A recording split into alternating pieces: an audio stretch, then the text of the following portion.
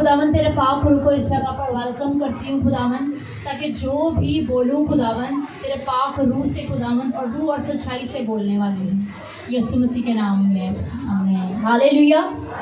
एक जोरदार नारा लगाएंगे, हालेलुया हालेलुया। प्रेस। बेशक खुदावन यीशु मसीह ने हमारे लिए अपनी जान का कुर्बानी दी। आए हम आज चौथे कलमे को सुनेंगे। चौथा कलमा, कलमा जुदाई या कलमा कुफारा। एली एली लमा शिबक्तनी, यानी ए मेरे खुदा तूने मुझे क्यों छोड़ दिया। अगर हम बात करें इस कलमे की तो ये कलमा चौथा कलमा है और सुबह 9 बजे से लेकर 12 बजे के दरमियान पहले 3 कलमे जो हैं वो बयान किए गए। उसके बाद तीसरे पहर के करीब खुदावंद यीशु मसीह ने चिल्लाकर चौथा कलमा बयान किया, जो कि है एली एली लमा शिबक्तनी, यानी ए मेरे खुदा तूने मुझे क्यों छोड़ दिया। अगर हम इन अल्फाजों की बात करें तो एली एली जो अल्फाज हैं वो इब्रानी के अल्फाज हैं और मुकद्दस मत्ती ने ये कलम बंद किए और इनको इब्रानी ज़ुबान में खुदा के कलाम में बयान किया गया। अगर हम मुकद्दस मरकज़ की अंजील की बात करें तो उसमें इन अल्फाजों को जो है वो अरामी ज़ुबान में बयान किया गया,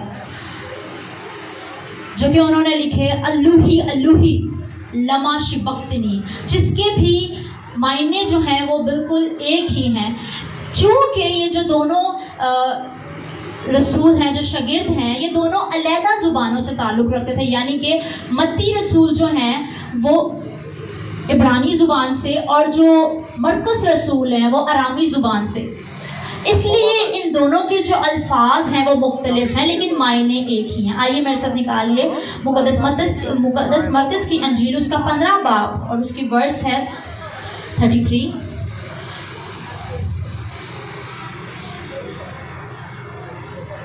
अहद जदीद में से मुकद्दस मरकज़ की अंजील, उसका 15 बाब और उसकी 33 वर्स से मैं पढ़ूंगी। जब दोपहर हुई तो तमाम मुल्क में अंधेरा छा गया और तीसरे पहर तक रहा। और तीसरे पहर को यीशु बड़ी आवाज़ से चिल्लाया कि अल्लूही अल्लूही लमा शिबक्तनी, जिसका तर्जुमा है ए मेरे खुदा तूने मुझे क्यों छोड़ दिया। जो पास थे उनमें से बाज ने ये सुनकर कहा, देखो वो एलिया को बुलाता है। और एक ने दौड़कर स्पंज को सिरके में डुबोया और सरकंडे पर रखकर इसे चुसाया और कहा, ठहर जाओ, देखो तो एलिया इसे उतारने आता है या नहीं। कलाम मुकद्दस के पढ़े और सुचार पर खुदा उनका शुक्र हो। सो मेरे अजीज़ों, ये चौथा कलमा जिसके बारे में हमने खुदावंद के कलाम में से पढ़ा और मरकज़ की अंजील में जो बयान किया गया है अल्लूही अल्लूही, जिसके मायने यही हैं ए मेरे खुदा। और आज भी हम देखते हैं लोग जो हैं वो मुख्तलिफ बातें करते हैं। इसी तरह उस वक्त भी जो लोग उस खोपड़ी के मकाम पर सलीब के पास खड़े थे वो क्या बातें कर रहे हैं देखें। बाज़ लोग उसमें से क्या कहते हैं, जब उन्होंने कहा कि एली एली लमा शिबक्तनी, तो वो कहते हैं कि रुक जाओ, देखते हैं कि एलिया को पुकार रहा है कि किसको पुकार रहा है, क्योंकि उनको ये लगता था कि शायद ये एलिया को पुकार रहा है। अब देखते हैं कि एलिया इसकी मदद करने को आता है कि नहीं। लेकिन खुदावंद यीशु मसीह दर हकीकत एली एली लमा शिबक्तनी कह रहे थे, यानी कि ए मेरे खुदा। अब यहाँ पर इस कलमे में एक बहुत अहम सवाल है, जो कि जब हम सुनते हैं, हम हर साल इन कलमों को सुनते हैं और बहुत से लोग बहुत सी तशरीहात करते हैं इस कलमे की, लेकिन आज जो सीखने की बात है इस कलमे में, हम ये सीखेंगे कि इस कलमे में है कि ए मेरे खुदा तूने मुझे क्यों छोड़ दिया। तो हम यहाँ पर इस सवाल यहाँ पे खड़ा होता है कि क्या खुदा ने वाकई अपने बेटे को छोड़ दिया था? क्या खुदा ने अपने बेटे को छोड़ दिया था? अब अगर हम खुदावंद यीशु मसीह की खिदमत को देखें जो उन्होंने अपनी पूरी ज़िंदगी में की, वो बहुत सारी जगहों पर हम देखते हैं कि वो क्या कहते हैं, जब भी कोई मौजज़ा होता है या कोई भी चीज़ होती है, कहीं पर भी जाते हैं तो वो अपने बाप को, अपने हाथों को उठाते हैं और वो अपने बाप को पुकारते हैं। जब लाजर को खुदावंद यीशु मसीह जिंदा करते हैं तो वो अपनी निगाहों को आसमान की तरफ उठाते हैं और वो कहते हैं कि ए बाप, मैं जानता हूँ कि तू हमेशा मेरी सुनता है और आज भी मैं जानता हूँ कि तू मेरी सुनेगा। और कहता है कि ए लाजर बाहर आ, और लाजर जो है वो कफन समेत बाहर आ जाता है। यानी कि मैं आपको बताना ये चाहती हूँ कि उसका कनेक्शन अपने बाप के साथ बहुत स्ट्रॉन्ग है। हर जगह हम ये देखते हैं कि खुदावंद यीशु मसीह अपने बाप से बात करते हैं, उनसे मुखातिब होते हैं। लेकिन यहाँ पर हम देखते हैं कि यीशु मसीह जो जानकनी की हालत में है, वो कहते हैं कि ए बाप, तूने मुझे क्यों छोड़ दिया। अब मैं आपको बताती हूँ कि इसका रीजन क्या है। आइए मेरे साथ निकालिए अहदे अतीक में से, यानी कि पुराने अहदनामे में हबक्कूक उसका पहला बाब और उसकी 13 वर्ष है। पुराने अहदनामे में से अहदे अतीक में से हबक्कूक उसका पहला बाब और उसकी वर्ष 13 है। तेरी आंखें ऐसी पाक हैं कि तू बदी को देख नहीं सकता। तेरी आंखें ऐसी पाक हैं कि तू बदी को देख नहीं सकता। अब खुदा का कलाम हमें ये बताता है कि तेरी आंखें ऐसी पाक है, यहाँ पे बाप की बात की जा रही है कि तू बदी को देख नहीं सकता। और खुदावंद यीशु मसीह जब उस वक्त जानकनी की हालत में है तो कुल कायनात के जो गुनाह है वो खुदावंद यीशु मसीह के ऊपर आ गए हैं। और खुदा बाप जो है उसकी आंखें पाक है, वो बदी को देख नहीं सकता और वो रूपोश हो गया। खुदा बाप अपने बेटे से रूपोश हो गया क्योंकि कुल कायनात के जो गुनाह है वो उसके बेटे के ऊपर आ गए हैं। और ये जरूर था कि हो, अगर हम आदम से देखें, जब गुनाह इस दुनिया में आया तो खुदा का और इंसान का जो रिश्ता था वो टूट गया। और ये जरूर था कि कोई बेऐब बर्रा आता जो अपनी कुर्बानी देता, जो अपनी जान की कुर्बानी देता और उस रिश्ते को बहाल किया जाता। हालेलुया, जोरदार नारा मारेंगे, हालेलुया हालेलुया। ये जरूर था कि कोई बेऐब बर्रा आता और अपनी जान की कुर्बानी देता। अब खुदा का कलाम हमें बताता है कि खुदावंद यीशु मसीह कहते हैं कि कौन है जो मुझ में गुनाह साबित करे। कोई ऐसा नहीं जो खुदावंद यीशु मसीह में गुनाह साबित करे।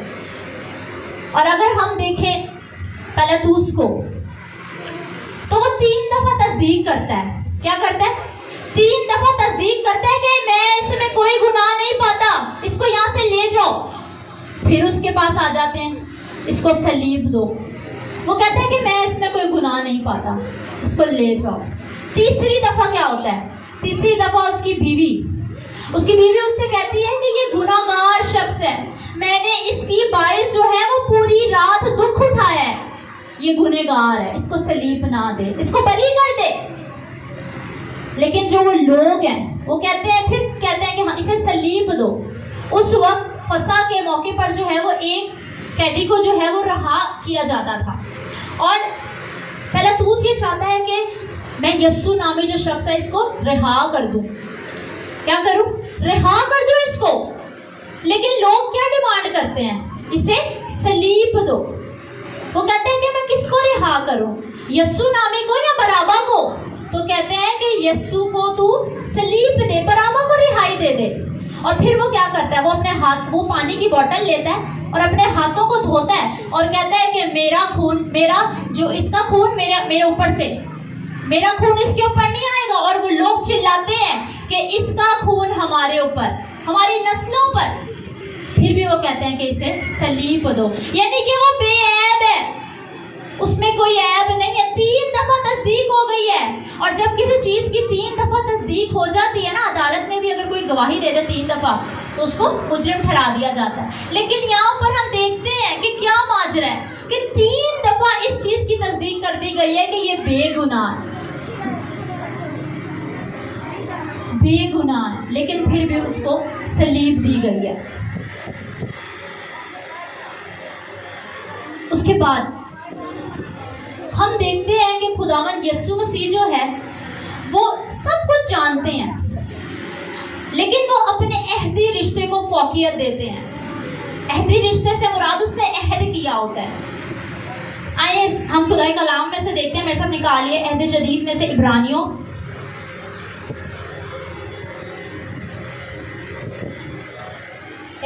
उसका 7 बाब और उसकी 20 आयत।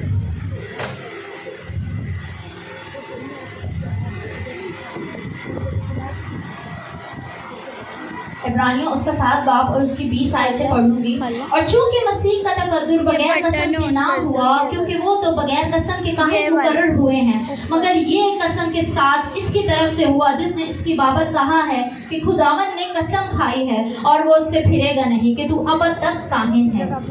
इसलिए यीशु एक बेहतर अहद का जामिन ठहरा। अब हम यहाँ पे देखते हैं कि खुदावन यीशु मसीह ने क्या खाई है?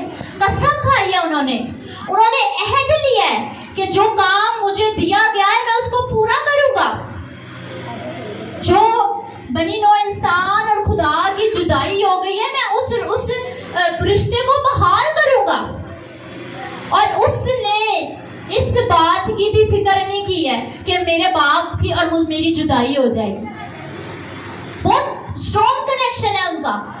लेकिन उस वक्त कुल कायनात का गुनाह खुदावंद यीशु मसीह के ऊपर आ गया और उसने उस वक्त भी अपने अहदी रिश्ते को फौकियत दी है और अपने उस रिश्ते को निभाया, अपने अहद को निभाया। क्या आज मैं और आप ऐसा कर रहे हैं? आज हम इस कलमे से ये सीखते हैं कि खुदावंद यीशु मसीह जब जान गिनी की हालत में, तकलीफ में, दुख में, जिस्मानी दुख में, फिर भी वो अपने अहदी रिश्ते को फौकियत दे रहा है, जिन्होंने अहद किया है। आए आज हम वफादार हो, ये लम्हा फिक्री आए सोचने का वक्त है। आए अपनी आंखों को बंद करें, अपने सरों को झुकाएं। प्रेस हालेलुया, हालेलुया, प्रेस यीशु मसीह के नाम में, आमीन।